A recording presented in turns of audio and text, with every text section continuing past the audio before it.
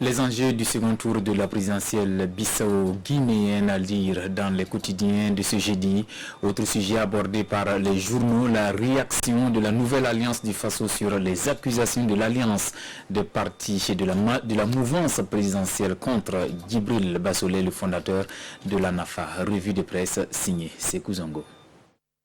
Propos de Clément Penguenwende Sawadgo sur Djibril Bassolé, des accusations sans fondement selon la NAFA, morceau choisi par le doyen des quotidiens burkinabé, l'observateur Palga. Si Edi Kombogo veut des preuves sur qui nous attaque, qu'il aille voir Djibril Bassolé, c'est lui qui avait des contacts des groupes terroristes, avait lâché Clément Sawadgo le 21 novembre dernier lors d'une conférence de presse de la majorité présidentielle. Des accusations jugées gravissimes par la NAFA qui rejette de telles accusations récurrentes et sans fondement de la part de certaines autorités politiques de la majorité. Le journal Le Quotidien lui choisit la voie de la justice et relaie les propos du secrétaire exécutif de la nouvelle alliance du Faso. Si les conférenciers de la PMP disposent de preuves sur l'implication de tout individu, qu'ils le traduisent en justice. Et le journal Le Pays de titrer « Sortie de la PMP sur Djibril Bassolé, la NAFA dénonce des propos diffamatoires ».